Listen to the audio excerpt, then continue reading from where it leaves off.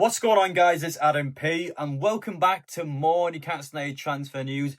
Did not feel like I needed to start the video off like this, but Liverpool fans have been contacting me all day long. And when I mean contact me, YouTube messages, social media pages, hell, even emails. My business email, which by the way is designed, of course, for collaborations for any companies that want to contact me. That is not for Liverpool fans who are going to tell me that they did not want to sign Johan Wissa this summer. That's not the point of my email, but yeah, sure. I've even been getting email directly from Liverpool fans. And not just that, during the game as well. FA Cup Community Shield match against Crystal Palace. During the match, I am still getting messages and Liverpool fans are still watching my content and commenting on my content while their own football team is playing at Wembley. Mental. And I wanted to start off the video by addressing this because, of course, just to inform you about the Johan Wissa situation. So in my previous video today, we talked about the fact that Liverpool has shown late interest to sign Johan Wissa, but he has chosen to join Newcastle United. And just to actually show you where this information is from, Keith Downey posted this on his YouTube channel yesterday, which I'm going to show a snippet of now. He's, verbally, I think, agreed personal terms. They're not going to be an issue. He's desperate to come here. I was actually told from one source today, believe it or not, that Liverpool have shown a little bit of late interest. Imagine Wissa going to Liverpool after all of this. Look, that's not the case. He's not going to go there. I am told only Newcastle for Johan Wissa. Newcastle. He's decided that is his destination. He's desperate to come here, play at St James's Park and play Champions League football next season. So that's what you want to hear. You want players like that. Make sure when you are done watching this video to go and check out Keith Downey's content so you'll be able to take your own interpretation for yourself. But that is a Newcastle United reporter, that is a journalist, and that is someone who gets credible information about our football club. I haven't plucked that out of nowhere. That is information that has been said to Keith Downey yesterday, that Liverpool attempted to sign Johan Wissa, but the player also along has continued to say he wants Newcastle United only, not Liverpool. Liverpool fans, what you think about that and what you believe and don't believe is entirely your choice, but do not shoot the messenger. I'm just making YouTube videos here. Don't come after me. In real life, I'm always fair towards Liverpool. I've had the pleasure of going to Anfield several times. In real life, in my personal experience anyway, Liverpool fans are sound. But social media Liverpool fans are a different type of gravy. My word, they are mental on social media. But again, I understand that it's a big transfer saga. There's a lot going on between the two clubs at the minute, so I can get the back and forth, and I get fans, of course, butting heads with each other. But I am just here to do my videos, so you either like it or you don't. But for those of you who do like being around here, make sure you get down there and hit that subscribe button. Of course, the medical of Malik Chow tomorrow, so make sure you hit that subscribe button and join the 40% watching on the journey so you don't miss on any upcoming content. And I want to start off in terms of transfer news with staying on the topic of Liverpool. Alexander Isak. Now, it has been reported from some, I wouldn't say credible pages, but it has been reported that Alexander Isak's agent was in attendance at Wembley today. Of course, with such an active transfer saga, and I've been extremely vocal on Isak's agent and why I think he's a major part of why this Liverpool stirring is happening. He's watching the game today, and I imagine he'll be probably sweating at Wembley watching that if he was there, because watching that Liverpool attack, they do not need Isak. They can definitely sign a lesser striker to go behind that front four and they'll be fine. They've got the best attack in the league. They've got the best team in the league. Alexander Isak is not an essential sign for them. He's more of a luxury sign for Liverpool. Sure, they're going to try and get him. We're definitely not done with this transfer saga. Liverpool will attempt to bring him in again towards the end of the transfer window. But they could walk away from this transfer window without Isak and be fine. Whereas Newcastle has a big problem if they lose Isak, and they also have a big problem now with Isak with the way he's behaved and the way that it has heavily disrupted our team behind the scenes. It's a massive problem and we still don't know which way this is going to go. But Liverpool, certainly after watching that game, Isak's agent will be sweating, because Liverpool do not need to throw everything at Isak. They absolutely do not need to do that. And I'll be very intrigued to see over the next couple of weeks how this is going to go. Liverpool are still there. Liverpool will continue to try and bring the player in. But Newcastle are staying firm. It's dragged out now for more than a month. And especially in Isak's head. His head must be going everywhere, every direction at the minute. So I'm intrigued to see what happens next. It's such a complicated and such a fascinating transfer saga. If you were a neutral watching in on it, of course, as a Newcastle fan, yeah, it's a lot of noise, and I can't deny it. It's going to continue to be a lot of noise. But we will move on no matter what happens. We will continue to progress as a football club with or without Alexander Isak.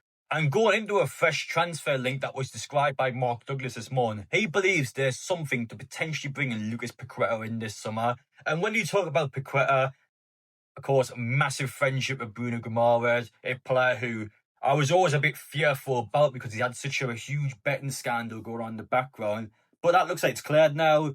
Innocent, nothing proven guilty towards him. And it looks like a player who's got all of that in the background now. And a player that's looking to leave West Ham as well. So when you look at the situation, now he's been quoted potentially for around £30 million.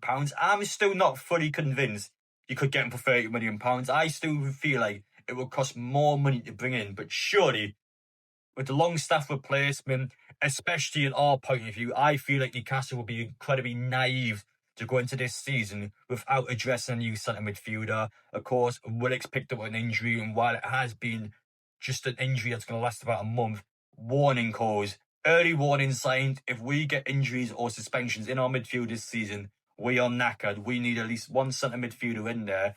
Lucas Paqueta, I like the idea. This is a sign I'm all for as well, because especially with the likes of Bruno Guimaraes, it's going to keep the Brazilians happy. It helps bring a lot of chemistry into the team because he's already got a good relationship with our players while already being a Premier League level proven player. And someone that's quite dynamic, quite exciting to watch. And you ask yourself the question, is he better than Sean Longstaff? I would say so, yes. So when you look at our situation, between 30 to 40 million pounds, realistically, will probably cost you to bring him in. I'll be all for this sign. I actually would be, and it's a player as well that would join Newcastle. You offer him the chance now to join Newcastle, I'm willing to bet 100% he would take that up. So would you have Lucas Paqueta at Newcastle United if you had the chance? One thing I enjoyed quite a lot about Eddie Howe's press conferences over the past couple of days, it's so easy to forget about half the things he said because there's been so much attention towards Isak and the current situation at our football club. But he spoke incredibly well about the ownership. Now, to be honest, this summer, I have been critical towards our ownership because when you look at the evidence, no director of football, no CEO, no new stadium announcement, no training ground sponsor, signings, of course, we don't know who's going to come in. But Eddie Howe has continued to state that the ownership has 100% backing of Newcastle United. He's described our ownership as still being the same as they were on day one when they came to Newcastle, and especially for me and supporters out there who may have been a bit critical or maybe be a bit hesitant to say, well, has the ownership still been giving Newcastle all that attention, all that care? Eddie Howe certainly seems to think so, and I wanted to highlight that and to pinpoint it in my video because there's been so much talk over the past few days. I had a chance to mention it, but certainly good news, certainly happy with that. And again, we'll wait a couple of weeks, we'll see what happens. I'm still intrigued for when some of these announcements are going to be. I reckon the stadium stuff we probably are holding off from announcing until the transfer window is closed. Of course, there is so much going on at the minute. Once the window is closed, the stadium then can have its own separate segment, have its own announcement once all the transfers and everyone's sorted out. In terms of stuff like director of football, CEO, still not sure when that could be. Could be next week, could be a month, could be a year. I don't know when that date is to give you a straight up answer. You would imagine probably towards the end of the window. I feel like now to bring him in during the transfer window would be quite disruptive. So probably again, once the window closes, you bring these staff members in so they're ready to go for that January transfer window. And when you look at Newcastle's sponsorships at the training ground, still no noise in the new training ground either. I'm sure Jamie Rubin, especially the land that he owns in and around Newcastle, will be trying to sort this out at some stage. But again, nothing being said so far about it. But at least Eddie Howe has spoken well about the ownership. That was certainly quite a positive thing to see across the press conferences. But that's about it in terms of this video. Walking away from the Alexander Isak situation, no matter what happens tomorrow and no matter what happens for the rest of this transfer window, Newcastle United will continue to stay strong, they will continue to stay firm, and they will do everything in its power to make sure we get out of this situation in the best possible shape. And I say that because this is a huge summer for our takeover project.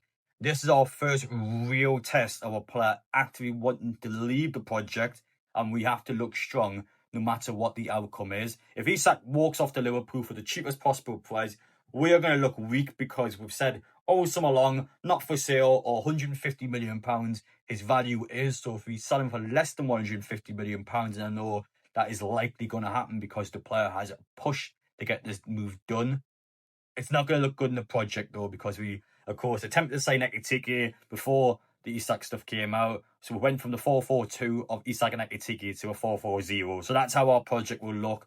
And on an outsider point of view, and opposition fans will look at our project and go, well, why would players join this project? Because players are wanting to get out of the project. So what does that say about our project now?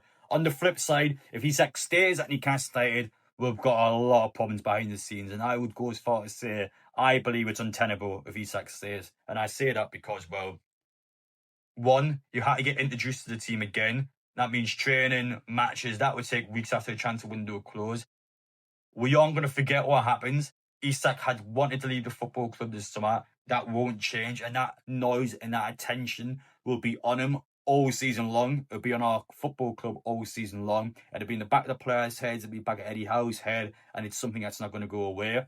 What happens if Isak gets injured for real? This is a player that we know has injury problems at Newcastle. He's not invincible. He could get injured. What happens if he fakes an injury? So what happens towards the back end of this season if Isak decides, I'm going to be injured now and I'm going to wait the season out so I can leave in the summer?